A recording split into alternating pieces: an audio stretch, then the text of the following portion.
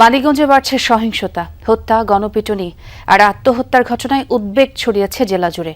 পুলিশের হিসেবে গেল ৩ মাসে ১০টি খুন এবং ৫৭টি অপমৃত্যু মামলা হয়েছে। কেবল এপ্রিল মাসেই উদ্ধার হয়েছে ৯ মরদেহ। তুচ্ছ বিরোধ, পারিবারিক কলহ আর মাদককে কেন্দ্র করে বাড়ছে এসব অপরাধ।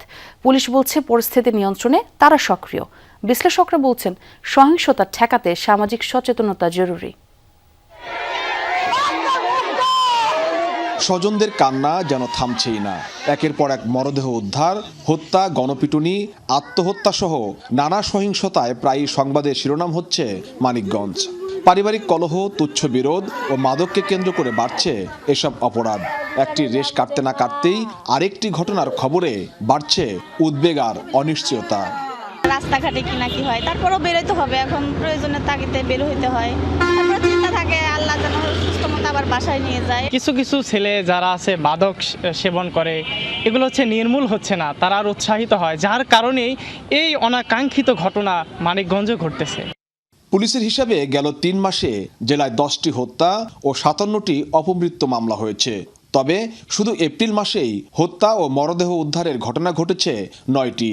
এর মধ্যে এক শিশুর মরদেহ উদ্ধারের ঘটনায় গণপিটুনিতে নিহত হন ২ জন। এছাড়া তুচ্ছ ঘটনায় ভাইয়ের হাতে ভাই, বন্ধুর হাতে বন্ধু খুনের ঘটনাও আলোচনায়।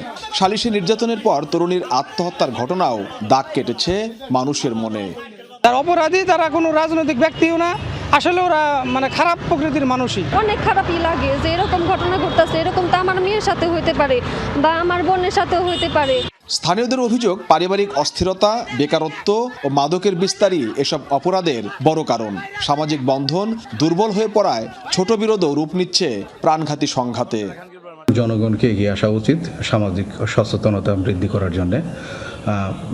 শিক্ষার হার বৃদ্ধি করার লাগবে মনস্তাত্ত্বিকভাবে। আমরা মন থেকে যদি শিক্ষাটা গ্রহণ করতে পারি, তাহলে শিক্ষার যে মূল যে আদর্শ, মূল যে চেতনা, এটা যদি আমরা ধারণ করতে পারি, তাহলে আমার কাছে মনে হয় যে সামাজিক এই অনাচারগুলো, অবিচারগুলো সমাজ থেকে দূরীভূত হবে। অনেক সময় দেখা যায় আমাদের দেশে রাজনৈতিক ছত্রছায়ায় অনেক সময় প্রভাব বিস্তার করার জন্য ভালো মানুষকে তারা এইখানে আসতে দিতে চায় না, কাজ করতে দিতে চায় না, তাদের রাজনৈতিক স্বার্থের কারণে।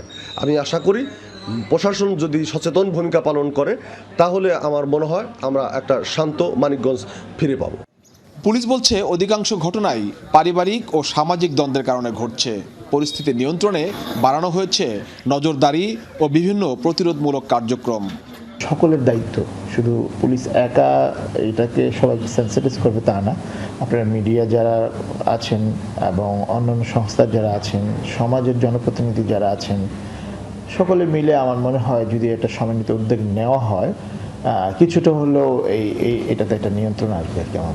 সহিংসতা রোধে প্রয়োজন সমন্বিত উদ্যোগ, এমনটাই বলছেন সংশ্লিষ্টরা। মানিকগঞ্জের সাম্প্রতিক হত্যাকাণ্ডগুলো রাজনৈতিক না হলেও সামাজিক অবক্ষয়ের চিত্র স্পষ্ট করছে। বিশেষ করে পারিবারিক বিরোধ আর মাদকাসক্তি, এই দুই কারণেই সামনে আসছে বারবার। সংশ্লিষ্টরা বলছেন আইনশৃঙ্খলা রক্ষার পাশাপাশি সামাজিক সচেতনতা না বাড়ালে এই সহিংসতা কমানো কঠিন হবে। BM Khorshed, Jamuna news, Manikganj.